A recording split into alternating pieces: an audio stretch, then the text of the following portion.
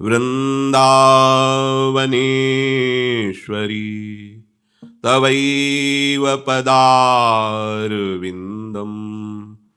प्रेमामृतैकमकरन्द रसौघपूर्णम् हृद्यर्पितं मधुपते स्मरतापमुग्रम् निर्वापयत् परम शीतलमाश्रयामि। परम सच्चिदानंद घन आनंद समुद्र, प्रेम समुद्र, ज्ञान वैराग्य भक्ति ऐश्वर्य अनंत शक्तियों के स्वामी प्रभु श्री कृष्णचंद्र जी अर्जुन जी को निमित्त बनाकर समस्त देहधारियों को ऐसा उपदेश कर रहे हैं। श्रद्धा विश्वास पूर्वक यदि हम श्रवण करें और महत्व बुद्धि रखकर मनन करें और इसे अपने जीवन में उतारें, धारणा बना लें, तो इसी जन्म में समस्त कर्म प्रपंच से मुक्त होकर, आवागमन से मुक्त होकर उस महासुख में हमारी स्थिति हो जाए जहां दुख का लेश भी नहीं है, कोई द्वंद्व दुख अशांति जहां स्पर्श ही नहीं कर सकती, ऐसी हमारी स्थिति हो जाए। आवश्यकता है आचरण में उतारने की। हम सुनते बहुत हैं, समझने की भी चेष्टा करते हैं, पर आचरण में नहीं उतारते। सुनने सुनाने से समय तो उतना सार्थक हुआ, पर जीवन सार्थक तभी होगा जब उसे अपनाया जाए, उस बात को, उस सिद्धांत को, उस आज्ञा को अपने जीवन में आचरण में उतारा जाए। आचरण में उतारने वाले बहुत कम उपासक होते हैं। लाखों में कोई विरला भगवत मार्ग में चलने की चेष्टा करता है। उन चलने वालों में शास्त्रों में कोई एक अपना लक्ष्य बना लेता है भगवत प्राप्ति। उन लक्ष्य बनाने वालों में कोई बिरला ही उस लक्ष्य पर तन्मयता प्राप्त करता है। अपने सब उसी बिरले में ही हैं। बस हमारे जो दिनचर्या में, साधना में, उपासना में ये प्रमाद जनित शिथिलता है, असाधन है, जिसको हम स्वयं रखे हुए हैं, जिसको हम स्वयं स्थान दिए हुए हैं, बस इसी को हटाना है। जब तक आप इनसे दुखी नहीं होंगे तो ये आपका पिंड छोड़ने वाले नहीं। जो असाधन है, जो भगवत विमुखता का कारण है, जो माया प्रपंच की जाल है, इनको हम स्वयं पालते हैं, स्वयं हृदय में रखते हैं। इनकी स्वीकृति हमारा पतन करती चली जाती है और हम राजी हैं इस बात से। इसी भ्रम का नाश होता है सत्संग के द्वारा। पर अपने लोग बुद्धि की चतुरता को समझ नहीं पाते। हम सत्संग भी सुनते हैं तो दूसरों को पॉइंट सुनाने के लिए। देखा, आज सत्संग में बात आई थी, ऐसे चलना चाहिए। वो अपने को नहीं समझा रहा, वो अपने जीवन में उस सूत्र को नहीं धारण कर रहा, वो उस सूत्र को दूसरों को बता करके वो सम्मान, प्रियता या अपनी श्रेष्ठता, ऐसा भ्रम मत करो। दूसरे तो साक्षात हमारे आराध्य देव हैं। सर्वान वस्तुतया निरीक्ष परम स्वाराध्य बुद्धिर्मम। यही अनुभव करने के लिए तो हमें सत्संग मिला है, ये भागवतिक सिद्धांत मिला है। हम उसे दैन्यतापूर्वक अपने हृदय में धारण करें। फिर ये जगत का कल्याण कैसे होगा अगर हम ऐसे स्वार्थी हो जाएंगे? तो जगत है ही नहीं। जब आप कल्याण स्वरूप स्थिति को प्राप्त होंगे तो आप देखेंगे वासुदेवा सर्वम, जगत नहीं है। जब कोई उस स्थिति को प्राप्त हुआ है तो उसे खोजने पर भी जगत नहीं मिला, केवल प्रभु ही प्रभु। जड़ चेतन जग जीव जत सकल राम मैं जान। आप अपनी स्थिति संभालिए तो सामने आपका दर्शन बदल जाएगा। आपकी स्थिति मायाकृत है तो सामने आपको प्रपंच भाषेगा। आपकी स्थिति भागवतिक है तो सामने केवल प्रभु दिखाई देंगे। तो अध्यात्म मार्ग के सूत्र, सिद्धांत ये अपने जीवन को बदलने के लिए है। हमारा जीवन भागवतिक हो गया तो संपूर्ण विश्व प्रपंच केवल प्रभु है। सर्वम खलमिदम ब्रह्म नेह नानास्ति किंचन। प्रभु ने अर्जुन जी को कहा,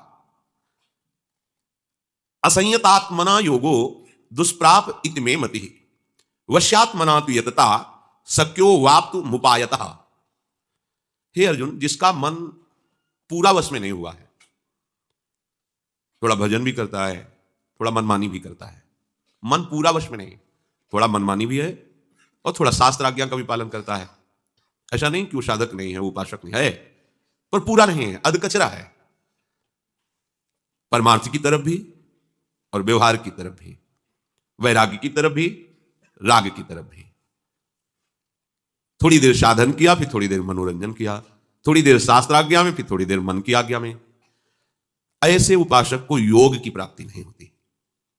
भगवदानंद, निरंतर भगवदाकार वृत्ति, प्रभु में स्थिति, ऐसे उपासक की नहीं होती। परंतु वही उपासक यदि प्रयत्न पूर्वक उपाय करे तो आधा तो लग गया ना, तो आधा और समेट लो, पूरे महात्मा बन जाओगे। महात्मा का तात्पर्य अंदर की वृत्ति से है। एक आदमी को अपनी मां की अस्थियों को गंगा जी में प्रवाहित करना था, तो वहां से 80 किलोमीटर गंगा जी पड़ती थी। पहले पैदल यात्रा थी, वो अस्थियां लेकर के 40 किलोमीटर चला। फिर किसी से पूछा गंगा जी कितनी दूर है, उन्होंने कहा कि 40 किलोमीटर यहां से और है। अब थक गया, अब तो नहीं जा सकता, फिर लौट आया। अब आप इसे बुद्धिमान कहेंगे क्या? अगर वो जो लौटने में समय खर्चा किया वही आगे कर देता तो लक्ष्य की प्राप्ति हो जाती है, अपनी मां की अस्थियों को गंगा जी में प्रवाहित कर देता। ठीक हमारी बात है ये। सत्संग सुनकर भगवत कृपा से जो हमें अवसर मिला भगवत प्राप्ति का, हम चले, पर इतनी विषयों की आकर्षण वृत्ति, बाहरी प्रतिकूलता, हृदय की जलन, कोई सहयोग देने वाला नहीं, चला और थक गया, फिर वापस आ गया। तो थक के भी तो चले ही ना। अगर वही चाल आगे बढ़ा देते थक के, तो आप लक्ष्य को प्राप्त हो जाते। थके क्यों? निरुत्साहित क्यों हुए? कुशंग हो गया पक्का।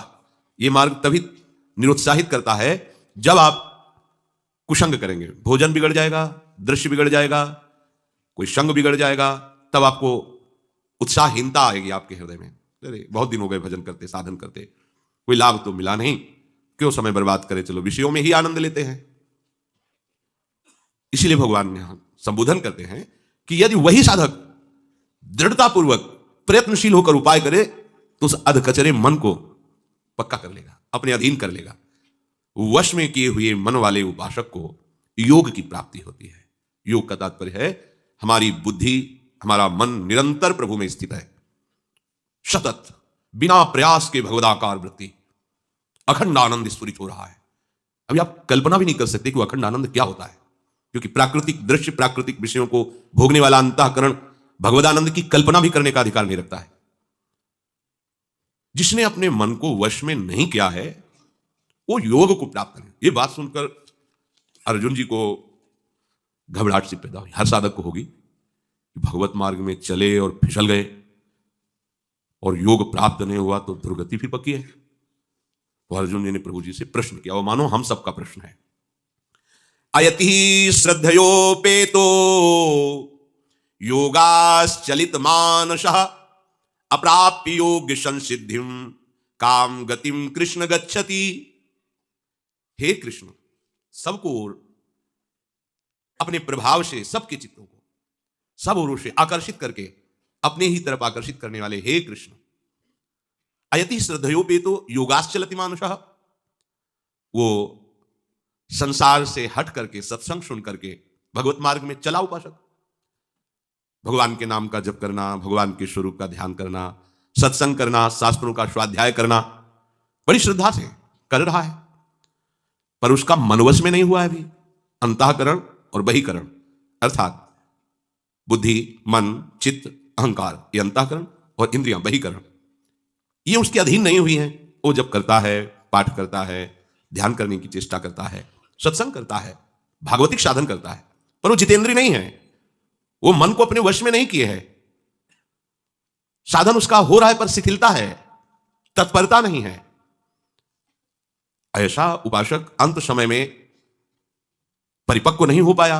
उसका राग बना रहता है शरीर से, भोगों से। तो जहां राग बना रहता है उसी का चिंतन होता है। तो अंतिम समय उसका विषयों का चिंतन हुआ, साधन बन नहीं पाया, ध्येय में स्थित नहीं है क्योंकि मन अभी वश में नहीं। तो उसकी क्या गति होगी प्रभु? ये प्राय हम सबका ही प्रश्न है। अप्राप्य योगी संसिद्धिम काम गतिम कृष्ण गच्छति, क्योंकि प्रभु ने कहा अधकचरे योगी को, उपासक को, साधक को मेरा साक्षात्कार नहीं होता। जो मन को पूरा वश में नहीं किए हुए वो योग को प्राप्त नहीं कर सकता। प्रयत्नशील, दृढ़तापूर्वक मन को अधीन करके अपनी साधना में, उपासना में लगाकर जो तदात्म भाव को प्राप्त हो गया है वो योगारूढ़ होता है। वश में किया हुआ अच्छी तरह से मन और इंद्रियों वाला साधक को भगवत प्राप्त हो जाता है। तो अर्जुन जी को लगा कि जिसका मन वश में नहीं, जिसकी इंद्रियां वश में नहीं और साधन में लगा है पर लक्ष्य की प्राप्ति नहीं हुई, तो उसकी गति क्या होगी? अप्राप्य योग संसिद्धिम काम गतिम कृष्ण गच्छति। विषयाशक्ति भी है, और भजन भी चलता है। लगभग लगभग अधिक मात्रा में इसी पंक्ति में खड़े होने वाले उपासक होते हैं। पूर्ण निर्विषय होकर भगवत मार्ग में कोई बिरला नहीं, प्रायः कुछ विषय और कुछ परमार्थ, ऐसे वो जी रहा है। पूर्ण विषयानंद का त्याग करके भगवदानंद में स्थित होने के लिए कोई बिरला ही विकल होता है। नहीं तो देखो, चैन से खा रहे हैं, पी रहे हैं, सो रहे हैं, जी रहे हैं। लेकिन जो भगवदानंद की प्राप्ति के उपासक है, नहीं खान पान ते भावे है, नहीं कोमल वसन सुहावे है, सब विषय लगे ते खारा है, हरि आशिक का मगनारा है। असावधानी, विषयाशक्ति, मन का वश में ना होना, तो अंतिम समय भयानक दुख का समय होता है जब प्राण निकलने के होते हैं। उस समय मन प्रभु से हट गया, संसार के चिंतन में लग गया, और उसे जीते जी भगवदानंद की प्राप्ति नहीं हुई, स्थिति नहीं हुई परमात्मा में, प्रभु में, तो उसकी क्या गति होगी? क्योंकि भगवान है, आप जानते हैं उसकी क्या गति होगी, तो मुझे बताइए। क्योंकि वो पाप मार्ग को छोड़कर भगवत मार्ग में चला, इसलिए नरक तो जा नहीं सकता। ये हमें आपसे पूछने की जरूरत नहीं। आपकी तरफ जिसने कदम बढ़ाया वो नरक नहीं जा सकता। ना में भक्ता प्रणश्यति, पक्की बात। कभी ये भगवान का भजन करने वाले की दुर्गति नहीं होती है, बस ध्यान रखना। चाहे किसी भी योनि में जाए, वो बहुत ही श्रेष्ठ और सम्मानित उसको संयोग प्राप्त होगा। ऐसा नहीं होगा कि वो अन्य पशु पक्षियों की तरह हो। अगर वो पशु पक्षी स्वरूप में भी आएगा तो बहुत ही श्रेष्ठ और महान जगह पर होगा, और उसको सानिध्य ऐसा मिलेगा कि उसी जन्म में पशु पक्षी शरीर में ही उससे भगवत प्राप्ति हो जाएगी। अर्जुन जी कहते हैं इस बात को तो हमें आपसे प्रमाणित करना ही नहीं है कि आपका आश्रय लेकर आपके मार्ग में जो चला फिर वो नरक जाएगा। ये तो प्रश्न ही खत्म, क्योंकि उसने संसार का आश्रय छोड़कर आपका आश्रय लिया है। पर आप में तन्मय नहीं हो पा रहा, विषयों को परास्त नहीं कर पा रहा, उनसे परास्त हो रहा है। वो नरक तो नहीं जाएगा, पक्की बात है।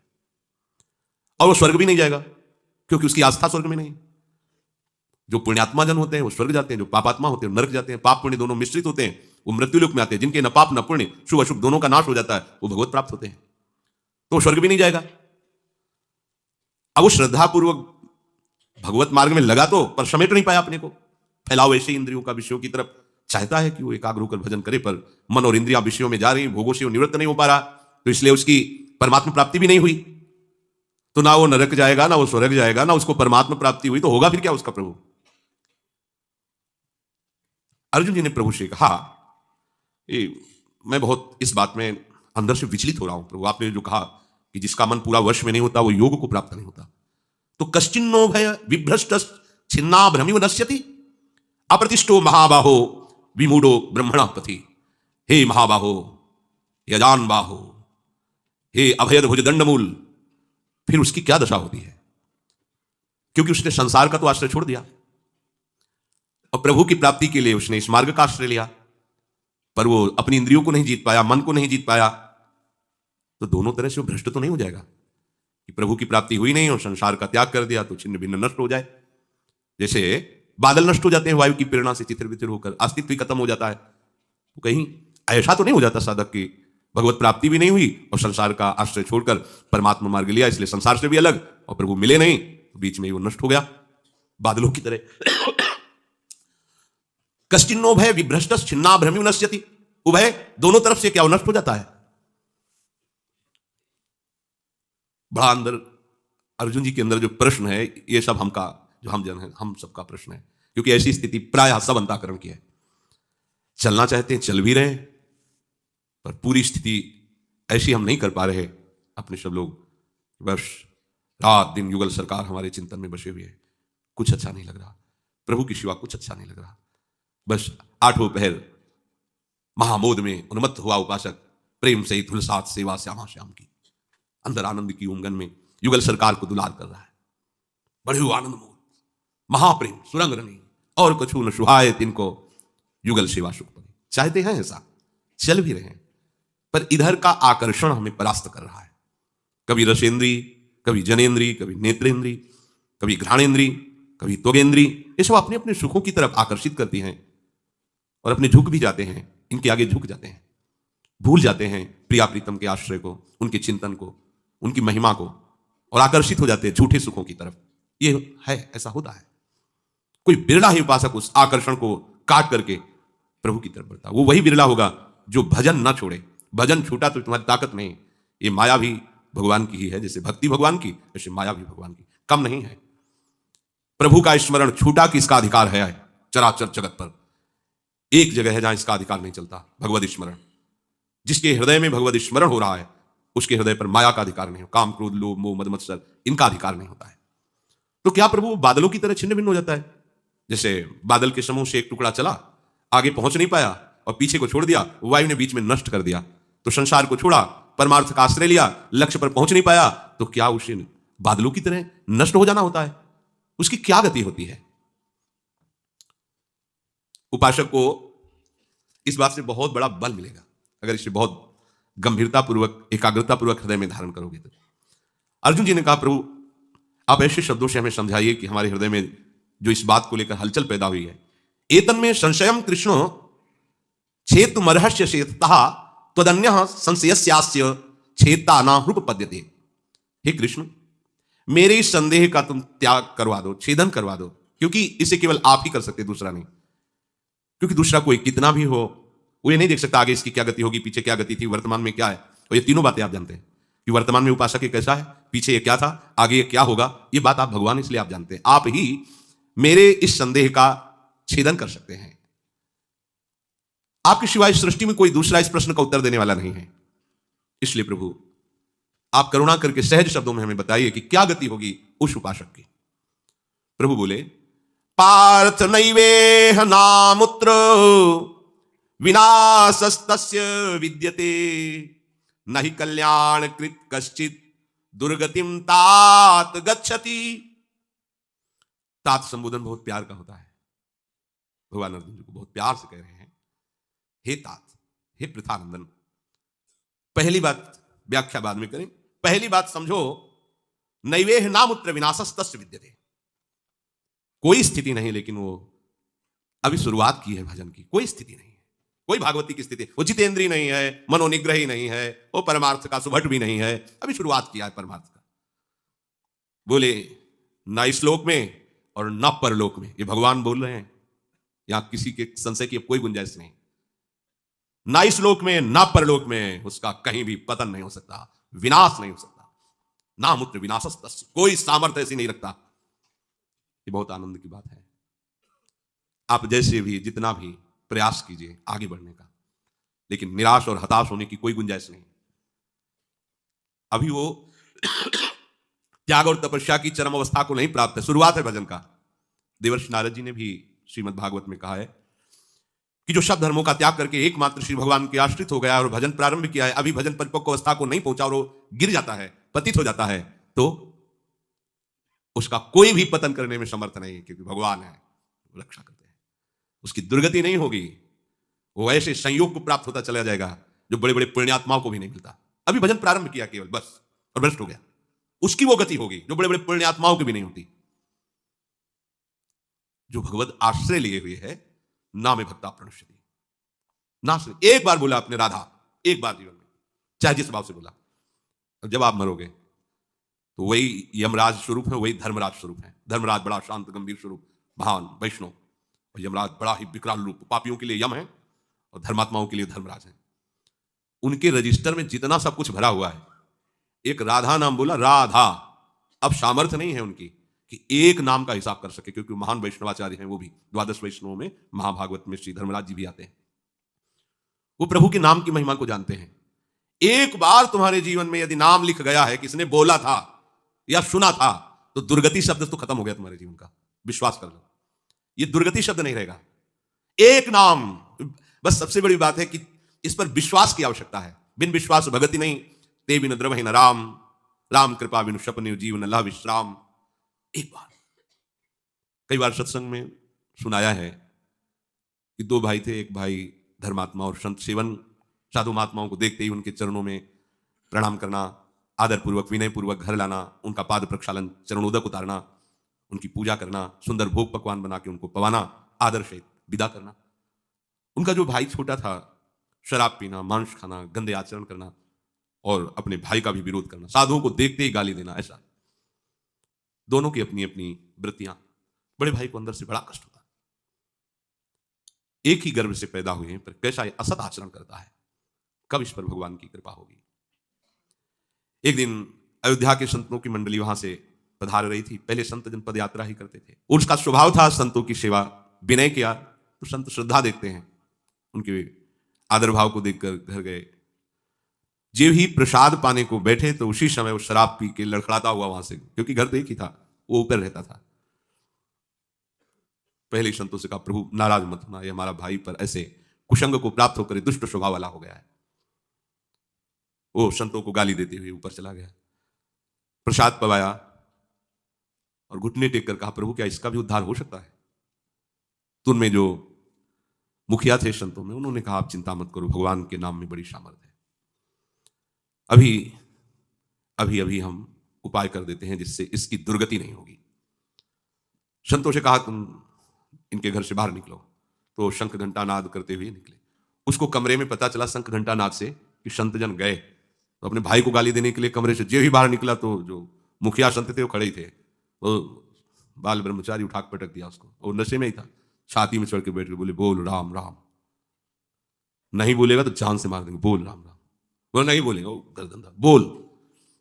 उसने सोचा कि बोल देने से प्राण बच जाएंगे, इतना तगड़ा बाबा जी ऊपर बैठा है, ज्यादा देर बैठा रहा तो फिर तो राम राम, बड़े ऐसे ही उपहास पूर्वक या अश्रद्धा पूर्वक राम राम।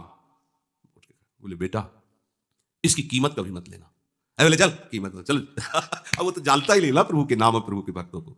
नीचे उतर के आए, उन्होंने कहा, विश्वास करना मेरी बात का, अब इसकी दुर्गति नहीं हो सकती। कुछ समय बाद उसको कैंसर हुआ, शरीर में भयानक पीड़ाएं, शरीर पूरा हुआ। यमपुरी में पहुंचा, यमराज जी ने पूरा हिसाब सेकंड के कम हिस्से में देख लेते हैं।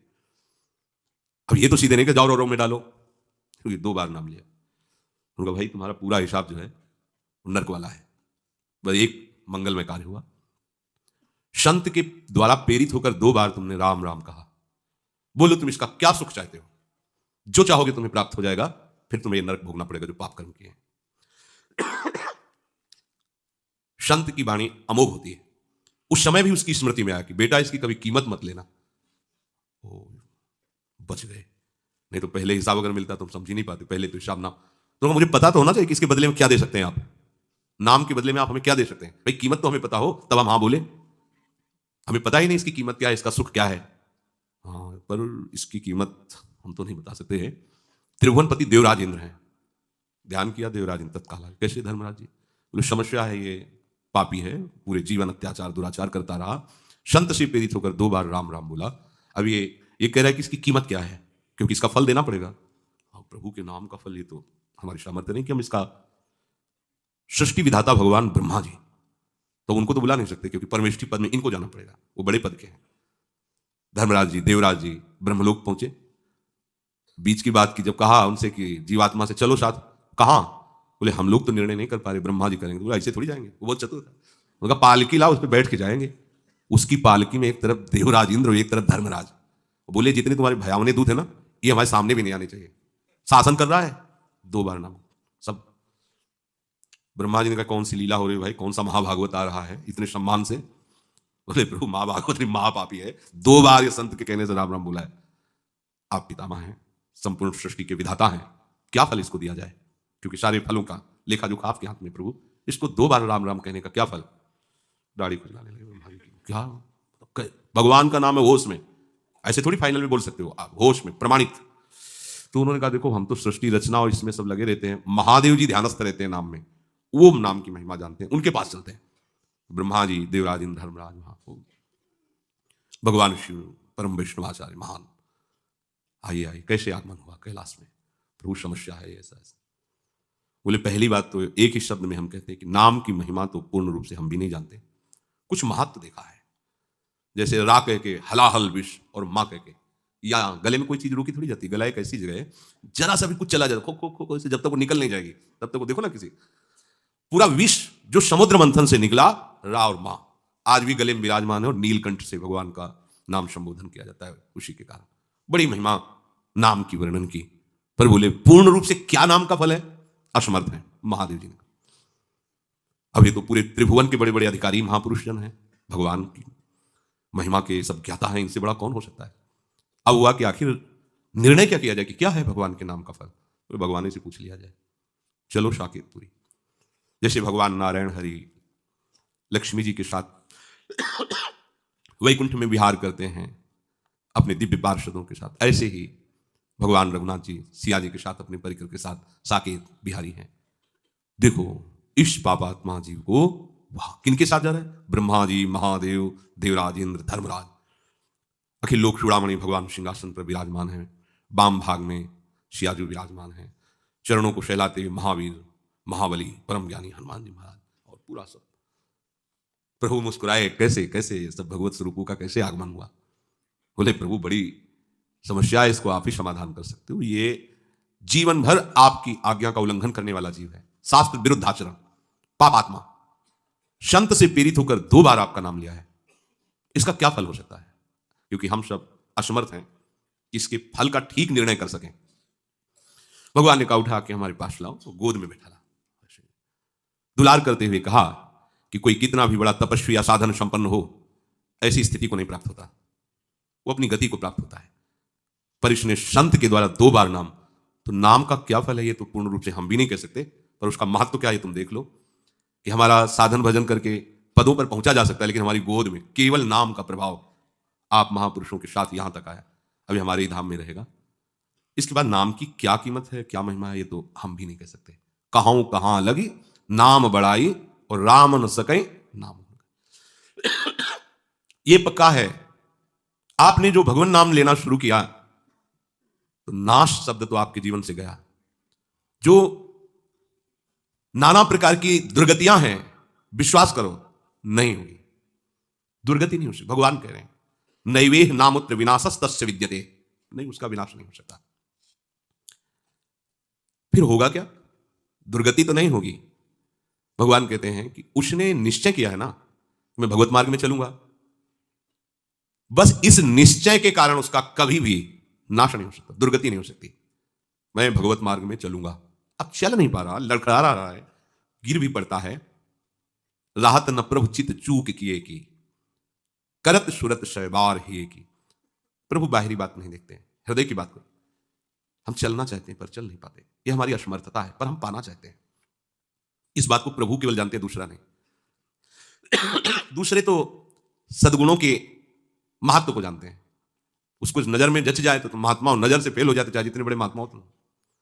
प्रभु आंतरिक विषय को देखते हैं। मेरे मार्ग में चलना चाहता है, पूर्वाभ्यासवश, मेरी माया की प्रबलतावश ये आगे नहीं बढ़ पा रहा है, ना तो नहीं होगा, पतन शब्द नहीं उसके जीवन में होगा, न में भक्ता प्रणश्यति।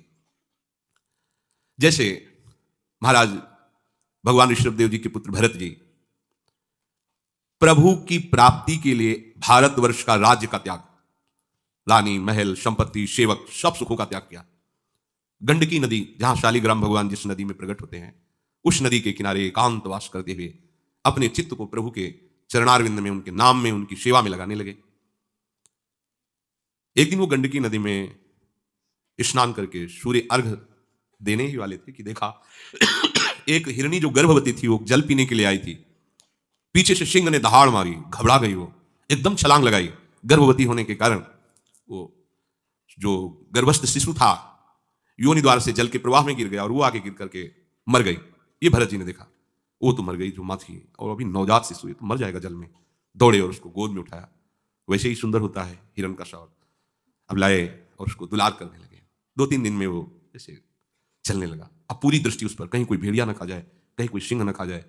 नहीं, ये मेरी शरण में है, इसका कोई नहीं है। अब उसको गोद में ले हुए कुमल कुमल घास लेके उसको पवाते हैं। ये कोई गलत कार्य नहीं किया इन्होंने, ऐसा ही करना चाहिए। कोई भी भक्त हृदय धर्मात्मा वो ऐसा कैसे देख सकता है कि वो जीव मर रहा है और हम उसे जाने दें।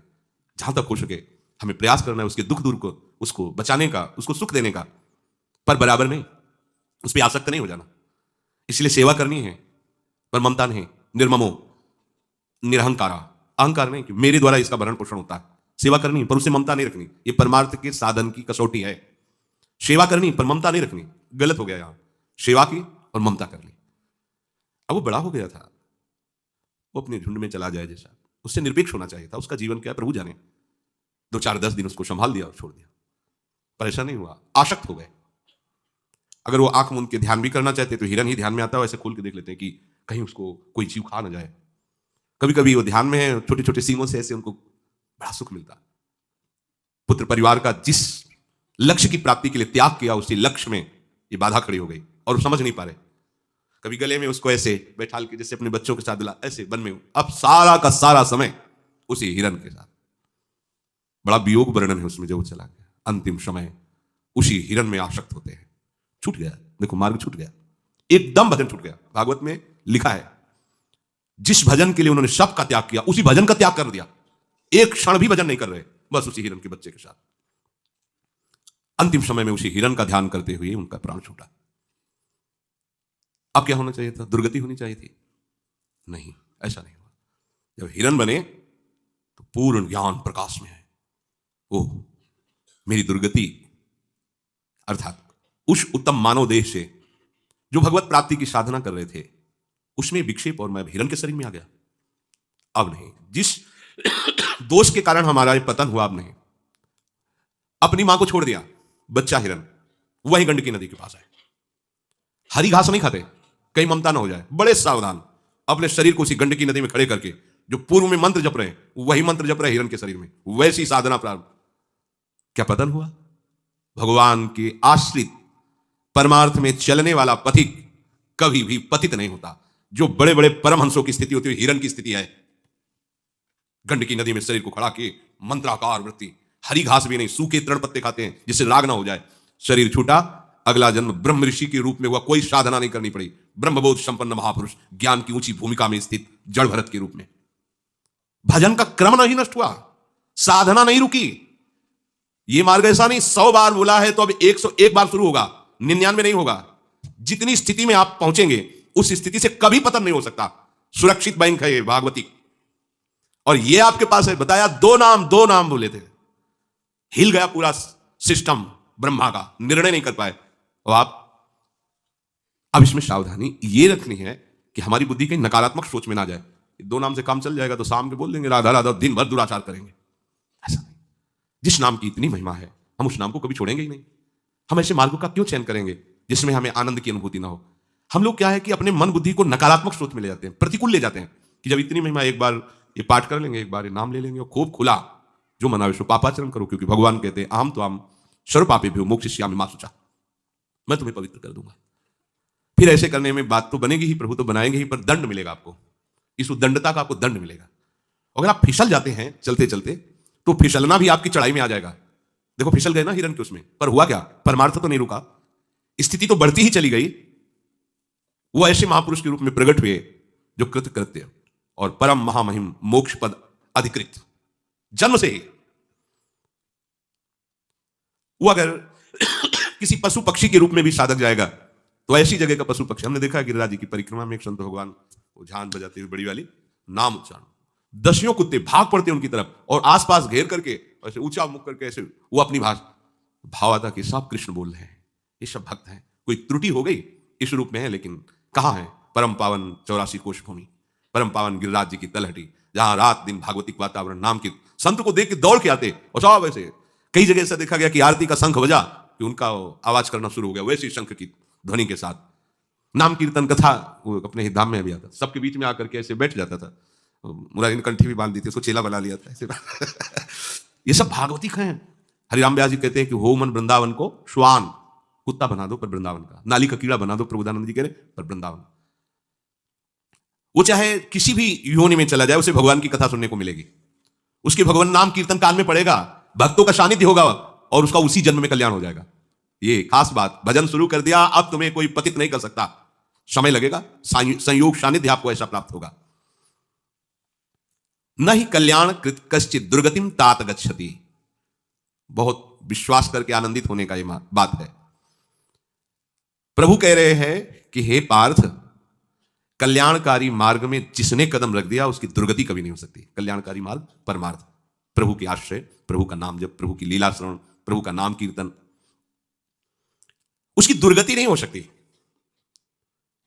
जिसने निश्चय किया कि मनुष्य शरीर का परम लाभ भगवत प्राप्ति है और वो किसी कारण से लड़खड़ा जाता है, किसी भोग में आसक्त हो जाता है, ऐसा करुणानिधान भगवान उसको आगे ही बढ़ाएंगे। ध्यान रखना, लड़खड़ा जाना और जानबूझ करके गिरना, इसमें अंतर है। आप इन बातों का दुरुपयोग करेंगे तो आपको दंड मिलेगा। नाम तो व्यर्थ कभी नहीं जा सकता। आपने उपहास में लिया हो, अपमान करने के लिए कुछ भी किसी भी कारण से आपने रामकृष्ण हरि बोला, राधा बोला, तो ये हमारा विश्वास और हम जो संतों से सुना है, शास्त्र में स्वाध्याय किया है, ये कभी आपका अमंगल नहीं होने देगा। ये हर जगह ऐसा कवच है जो आगे खड़ा रहेगा। ये भगवान नाम अमोघ वस्तु है।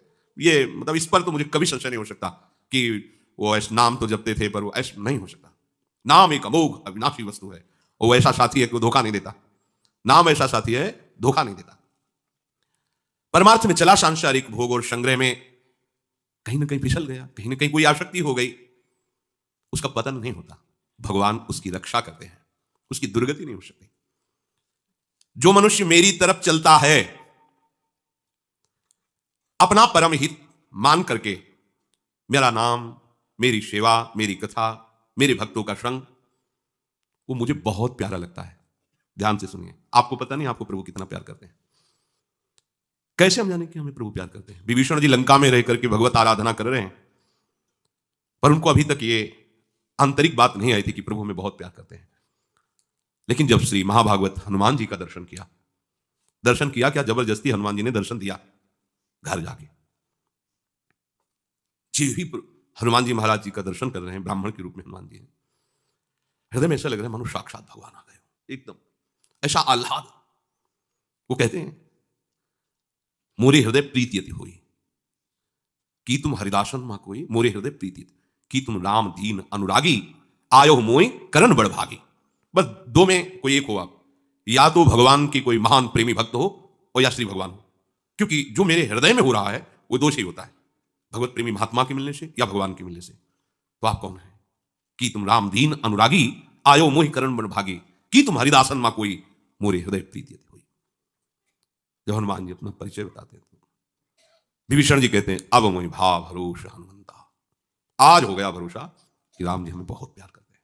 आज तक तो भक्ति कर रहा था, पर यह बात मेरे अंदर, मैं प्रभु को रिझा रहा हूं पर प्रभु रीझ चुके हैं, मुझे प्यार करते हैं, ये आज कह रहा हूं।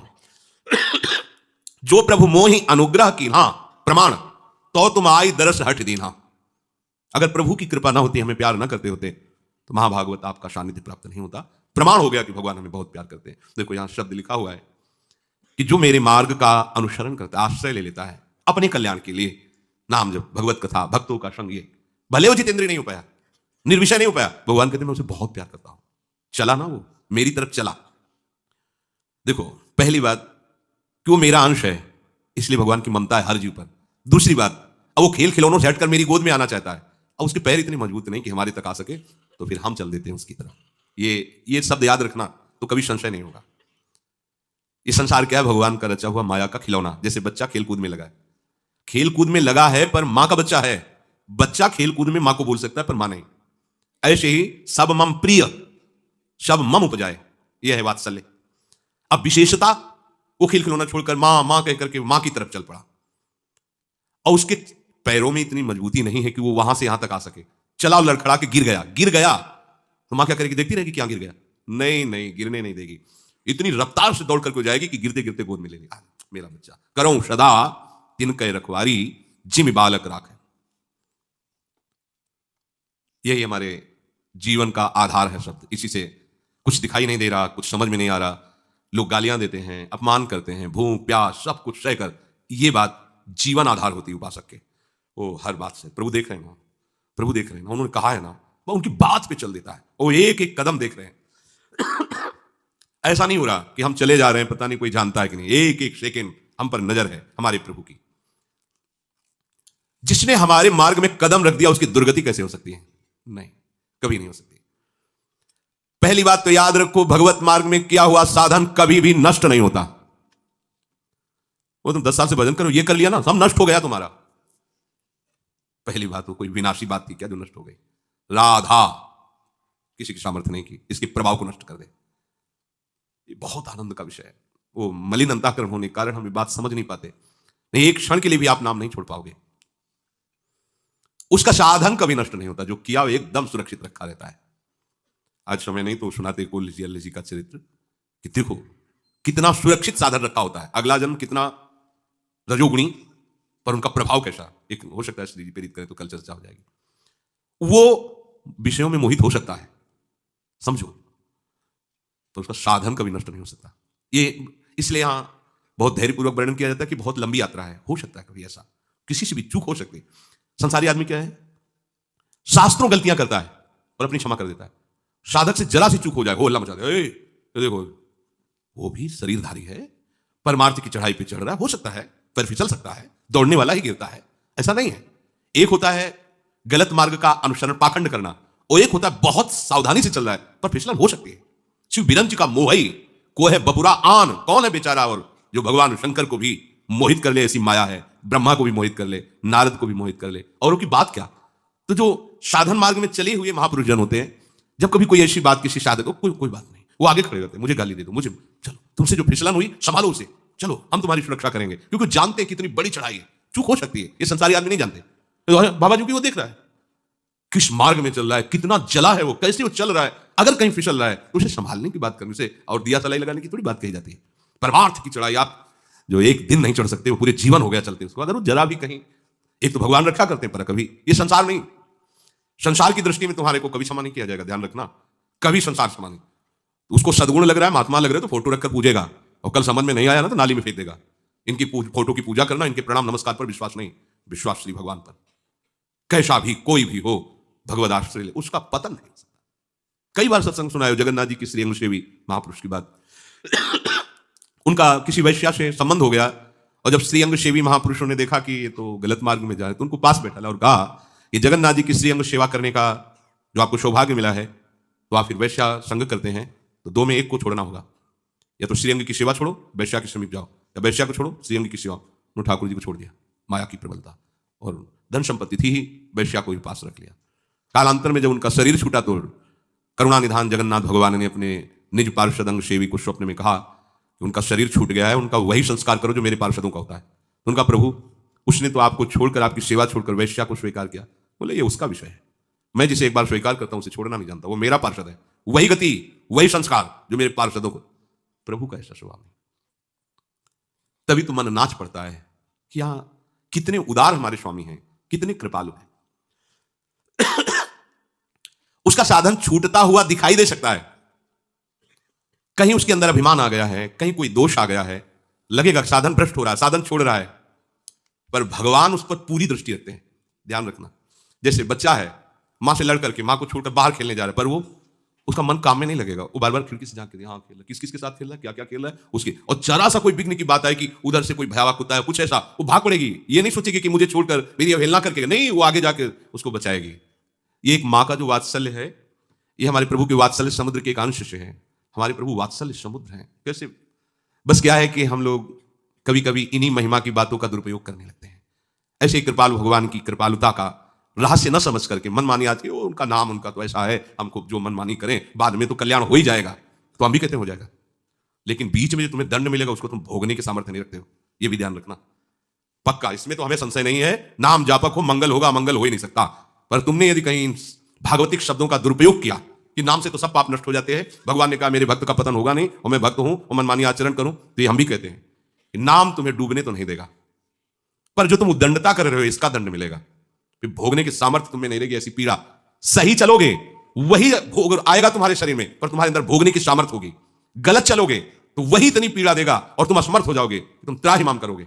इसलिए जानबूझ के नहीं, अगर कुछ हमसे स्वाभाविक ऐसी गलती हो जाती है तो मेरे स्वामी बड़े कृपालु हैं, पतित पावन हैं, वो आपको नहीं छोड़ेंगे। तो श्री भगवान कि वो जो योग भ्रष्ट कहा गया, भगवान कृपा करके उसको ऐसे कुल में जन्म देते हैं, श्रीमान शुचीनाम श्रीमताम गेहे योग भ्रष्टो विजायते प्राप्य पुण्य कृताम लोका नुषित्वा शाश्वती समाहा शुचीनाम श्रीमताम गेहे योग भ्रष्टो विजायते। वो योग भ्रष्ट जो पुण्यवान स्वर्ग आदि जैसे बड़े बड़े लोग हैं, सुख ही सुख है, वहां दुख का नहीं, वहां एक ही बात का दुख रहता है कि हमारे पुण्य खत्म होने वाले, अब हम पतित हो जाएंगे, गिरना पड़ेगा। तो इस भय के कारण किसी सुख को भी चैन से नहीं भोग पाते। जैसे ये है कि छिन जाएगी, अब किस मिनट में छिन जाए तो क्या उसका, जब गिरना ही है, हटना ही है, तो ये बात, इसलिए कहीं चैन नहीं है, शांति नहीं। और वहां भी आपका जो विमान है, आपके पास जो अप्सरा है, जो सुख है, उससे बड़ा विमान, उससे सुंदर अप्सरा पास से जा रही है, उसको देखकर अंदर जल रहा है। ऐसा थोड़ी कि स्वर्ग गए तो शांति विश्राम, तब अलग कुशल न जीव को सपने हुमन विश्राम, ये तो प्रभु में ही मिलेगा। ये बहुत बढ़िया बात। यदि कहीं वो भगवत प्राप्त नहीं हो पाया, अभी कुछ बकाया रह गया उसके अंदर संस्कार, भगवान के शुचि नाम, पवित्र घरों में जन्म होगा उसका, भक्ति का वातावरण। श्रीमताम गेहे, ईश्वर वैभव संपन्न, जिन भोगों की लालसा की थी, बाहुल्यता उन भोगों की, और साथ में भगवत भक्ति के परमाणु, ऐसा सानिध्य, ऐसा वातावरण कि जिन भोगों के बीच में पैदा हुआ है उससे उसकी अरुचि हो जाए। हृदय में जो साधन पीछे जिन भोगों के आकर्षण से रुका था, उन भोगों का सानिध्य है, पर उस साधन के प्रभाव से ऐसा वातावरण कि उन भोगों में अरुचि उसके हृदय में हो जाए। वो योग भ्रष्ट पुण्य कर्म करने वाले लोगों को पहले प्राप्त होता है। देखो, जिसके लिए बड़े बड़े यज्ञ, बड़े बड़े दान, बड़े बड़े सुकृत करके लोग स्वर्ग जाते हैं, ये भ्रष्ट होने पर उनको प्राप्त हुआ है। एक तरह से समझो कि जो बाधा है भगवत प्राप्ति की, बाधा रूप में ये सुविधाएं मिली उसको जो फिसल गया है। अरे कितने बड़े महामहिम मार्ग का पथिक है, वो गिर भी जाता है तो विश्राम स्थली उसकी कहां है? पुण्यवान लोग। ये श्री भगवान के वचन है। प्राप्य पुण्य कृताम लोकानुचित्वा शाश्वती समाहा। बोले कौन है? बोले भगवान का है। तो गिरा है तो कहां? बाधा रूप में उसे क्या मिला है? पुण्यवान लोग, जो बड़े बड़े पुण्यात्माओं को मिलते हैं, वो उसको बाधा रूप में मिला है। फिर उसका जन्म कहां होगा? श्रीमताम गेहे, लोक में जिनकी मान्यता है, ऐसे पवित्र सम्माननीय ईश्वर संपन्न ऐसे घरों में जन्म होगा, और शुरू से उसको भक्ति के परमाणु मिलेंगे। भगवान की भक्ति कभी भी व्यर्थ नहीं जाती, थोड़ा भी भजन। इसलिए पूज्य श्री राधा बाबा कहते हैं कि तुमने एक बार कहा राधा कृष्ण, महामंगल की नींव रख गई आपकी। एक बार बोला राधा कृष्ण, महामंगल की नींव रख गई, अर्थात अब भवन तैयार होगा, मंगल भवन। विश्वास करो, वैसे कोशिश करो गलती ना हो। अगर गलती होती है कोई भी, सब में माया का आकर्षण तब तक रहता है जब तक प्रिया प्रीतम का साक्षात्कार नहीं होता। इनके बाद फिर कोई माया नाम की चीज नहीं रहती। ऐसा आकर्षण होता रहता है कि पता नहीं इसमें सुख है, ये सब ऐसा साधक के। जब तक वस्तु दिखाई दे रही, विषय दिखाई दे रहा, तब तक आकर्षण। जब प्रभुमय भाव हो जाता है तो इसकी सत्ता खत्म हो जाती है। पर अंदर की जो उसकी प्राप्ति की चाह के लिए चला है, उसके लिए भगवान कितना दुलार कर रहे हैं। उत्तम लोगों को जाएगा, श्रीमानों के घर, तो हमें धोखा नहीं करना, जानबूझकर हमें गलत कदम नहीं रखना। और ऐसा कुछ हो जाता है तो कोई प्रायश्चित नहीं करने की जरूरत, पुनः उसी साधन को पकड़ो, उसी नाम को, उसी वो सब पवित्र कर देगा। पर वो तब माना जाएगा कि आप जब अब लो नशानी, अब गलती हुई, आपने जान लिया कि हमसे गलती हुई। कैसे गलती हुई, क्यों हुई, उसको देखिए, सुधार कीजिए और निश्चय कीजिए, प्रार्थना कीजिए प्रभु से, ये गलती ना हो। देखो, बार बार फिसलना, बार बार इसी माया में लगना, ये हमें मनुष्य जन्म में चूक नहीं करनी। बहुत जन्मों में चूक कर चुके, अब प्रभु की प्राप्ति करनी। पर अगर कहीं ऐसा होता है, आपकी सामर्थ्य के बाहर की बात कह रहे हैं, निराश नहीं होना कि भजन छोड़ दें। जब आप वो गलत नहीं छोड़ पा रहे हो तो इसी पे छोड़ रहे हो। और गलत का फल जानते हो क्या होता है? वो पहले इसी पे अटैक करेगा, क्योंकि इतने दिन भजन क्या मिला, क्या वही तो कर रहे हैं, छोड़ो। वो सिखाएगा, यही करेगा, देख लेना। हम आपसे कहते हैं कभी मत करो, कोई भी गलत कार्य मत करो। पर यदि गलत नहीं छोड़ पा रहे तो आप सत्य को क्यों छोड़ रहे हैं? इधर पकड़ो मजबूती से, तो एक दिन आप में सामर्थ्य आ जाएगी कि इधर छोड़कर इधर आ जाओगे। ना भी आएगी ना, तो हमारे स्वामी इतने कृपालु हैं, वो क्षमा कर देंगे। आपकी असमर्थता, बस ये आंतरिक बात है। असमर्थता और प्रमाद, इसमें अंतर है। ओ स्वामी क्षमा कर देंगे ना, हम जा रहे हैं। पीटोगे, बहुत बुरा पीटोगे, वो सर्वज्ञ है, वो ऐसी जगह भिड़ाएगा तुम्हें कि होश खराब हो जाएंगे। और आप जा रहे हो प्रभु की तरफ, अचानक कोई आकर्षण है, वो बचा लेंगे, वो बचा लेंगे। किसी बड़े महापुरुष ने अपने जीवन की बात बताई थी। वो एक बार हमको ऐसा आकर्षण हुआ, हम उस आकर्षण में से जा रहे थे, पर मन में बार बार था कि जो जीवन में नहीं किया वो करने जा रहा हूं। हे भगवान, अब तो बस करने ही जा रहा हूं, अब तो प्रभु, अब क्या प्रभु बचाएंगे, क्योंकि नियत स्थान पर पहुंच ही चुके थे। इतने में देखा उधर से दो संत आ रहे हैं। तो कहां आप, यहां कैसे? ऐसे ही। बोले आओ चलते हैं। बोले चलो। बड़े महापुरुष, मतलब उनका इसलिए नाम है बड़े महापुरुष। उन्होंने बताया कि मुझे कैसे भगवान ने बचाया। आकर्षण है, ये कोई ना सोचे कि हमारे ऊपर आकर्षण नहीं पड़ सकता। त्रिपुर सुंदरी भगवती बगल में विराजमान महादेव जी है। भगवान से कहा कि वो अपना मोहिनी रूप दिखा। बोले रहने दो प्रभु, काहे को तुम? अरे बोले नहीं, हमने हर अवतार के दर्शन किए, ये अवतार हम पहुंचे नहीं पाए, यह अवतार का ठीक से दर्शन नहीं हुआ, भर नेत्र। अब एकांत में प्रभु ने कहा मान जाओ, होगा नहीं प्रभु आप दर्शन, ठीक है। अलुकाए प्रभु अंतर ध्यान जहां बैठे, तो अंतर ध्यान पर ऐसे दृष्टि जाएगी ना। देखा नौ किशोरी स्वरूप मोहिनी अवतार भगवान का, वो ऐसे ही अरविंदाक्ष, क्या श्री सुखदेव भगवान वर्णन करते मोहिनी स्वरूप का। और ऐसे गेंद उछालकर महादेव जी की तरफ देखा। बगल में बैठी त्रिपुर सुंदरी भगवती उमा, भूल गए माता जी को, भूल गए, त्रिपुर सुंदरी बगल में बैठी। भगवान ने इशारा ऐसे खड़े हो गए। त्रिशूलधारी ज्ञान खान अघान जहां स्तंभ भवान वंदे बोधमयम नित्यम गुरुम शंकर रूपिणम कल्याण मूर्तिमान कल्याण भगवान से। अब आगे बढ़े, 4-4 कदम मोहिनी भगवान भी बढ़ रहे हैं। अब ऐसा आकर्षण हुआ कि दौड़ पड़े महादेव, दौड़ पड़े। भगवान भी बोले होता, अब वहां से दौड़ते हुए जा रहे हैं जो बड़े बड़े महात्मा पद्मासन सिद्धासन लगाए ना, तो छम छम करते हुए नूपुर जो इसे देखते तो इशारा करते कि तुम क्या हो, 88,000 की समाधि लगती इनकी 88,000 की एक बार में ऐसे बैठ गए तो 88,000 वर्ष बीती तो अपने कितने जन्म हो जाएंगे अपने लोगों के। हाँ, इशारा करते हैं कि देखो मेरी मोहिनी माया का चमत्कार, ज्ञानियों के गुरु हैं और आ रहे हैं। पर ज्यादा दूरी नहीं बुलाते थे भगवान, क्योंकि दूरी बुलाएंगे तो तुरंत बोध संपन्न है, अब पकड़ा बस ऐसे। श्रीअंग की सौरभ, नेत्रों की चंचलता, मंद मुस्कान, कोटि काम को मोहित करने वाला भगवान का मोहिनी रूप दौड़कर महादेव जी ने ऐसे हृदय से जब लगाया तो उनको एकदम आया, उनको कुछ क्षोभ नहीं हुआ, क्योंकि वो मुस्कुरा करके बोले प्रभु और किसी की थोड़ी, आपकी ही तो है ये कटाक्ष, आपकी ही तो वैसे हम पहले आप में बिके हुए, आप चाहे मोहिनी रूप रखो, चाहे कृष्ण रूप रखो, चाहे राम रूप रखो, हम तो आपके ही दीवाने। कोई दूसरी आकर्षण वृत्ति थोड़ी थी कि माया ने कोई दूसरा रूप रखा, अरे त्रिपुर सुंदरी विराजमान रहते हो आप योग सिद्ध, ये केवल भगवान। अगर वो मंद मुस्कुरा करके कटाक्ष मारा तो ज्ञानियों के गुरु महादेव जी भी पीछे लग गए। और दूसरे की सामर्थ्य क्या है, शिव विरंच काम। इसलिए कोई अगर ये सोचे कि अब हम तो ज्ञानी हो गए हैं, महात्मा हो गए हैं, दैन्य भाव, हर समय भगवान का चिंतन, उनका आश्रय। अगर कहीं आपसे चूक हो जाती है, अनजाने में, असमर्थता में, भगवान क्षमा कर देंगे। जानबूझकर पापाचरण करोगे तो फिर आप समझ लो, फिर वो मतलब पिटाई होगी, पक्का पिटाई होगी। रहोगे प्रभु के, इसमें संशय नहीं, पर वो जो शोभा आरती तुम्हारी होगी वो तुम झेल नहीं पाओगे, इतना भयानक दुख होगा तुम्हें। वो भरी सभा में अपमान करवा देंगे, वो ऐसा मतलब बड़े लीला बिहारी। देखो ना नारद जी की इतना गुस्सा आ गया, भगवान को साफ दे दिया। तो जितने बड़े महापुरुष को भगवान के ऊपर गुस्सा आ सकता है तो तुम क्या करोगे? सोचो, बहुत सही ढंग से चलना, राधा राधा राधा। और गलती किसी से भी हो सकती है, निरुत्साहित मत होना, प्रभु के नाम को मत छोड़ना, ये सत्य है। प्रभु का मार्ग मत छोड़ना, ये सत्य है। इसी सत्य से तुम्हें सत्य की प्राप्ति निश्चित होगी। असावधानी मत करो, सावधान होकर चलो। फिर कोई चूक होती चिंता मत करो, हमारे प्रभु बड़े करुणामय हैं। शिष्य चर्चा की श्री राधा वल्लभ लाल।